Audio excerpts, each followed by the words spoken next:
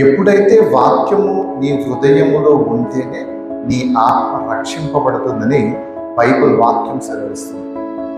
అంటే వాక్యం మన ఇంట్లో ఉండకూడదు, వాక్యము బైబిల్లో ఉండకూడదు. వాక్యం మన ఇంట్లో సెల్ఫుల మీద, టీవీ మీద, గోడల మీద, దారబంధాల మీద, ఓకేనా, కుర్చీల మీద, ఫ్యాన్ల మీద ఉంటే మనం రక్షింపబడము. ఏదైతే ఈ వాక్యం ఉందో, జీవవాక్యం ఏదైతే ఉందో, ఆ వాక్యం ఎక్కడ ఉండాలి తెలుసా అంటే మన హృదయములో ఉండాలని భక్తుడు ఒక చక్కటి వివరణ మనకి వివరిస్తున్నారు.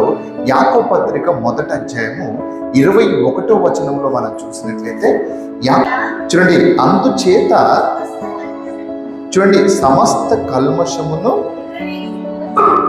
విర్రవీగుచున్న దుష్టత్వమును ముఖ్యంగా మానివేయాలి. ఎందుకు విర్రవీగుతున్న దుష్టత్వం అంటే వాక్యం వినేటప్పుడు కానీ, వాక్యం నేర్చుకునేటప్పుడు కానీ సగటు మానవుడు, సగటు విశ్వాసిలో ఉండే ఆలోచన ఏముంటుందంటే విర్రవీగితనం అనేది వస్తుందన్నమాట.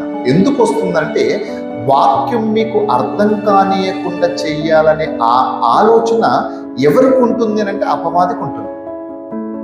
కాబట్టి వాడు మనతోనే ఉన్నాడు, మనతోనే జీవిస్తున్నాడు, మనలోనే ఉన్నాడని మనం తెలుసుకోవాలి అంటే చెబుతున్న వాక్యం మనకు అర్థం కావట్లేదు అన్నప్పుడే మనం అర్థం చేసుకోవాలి.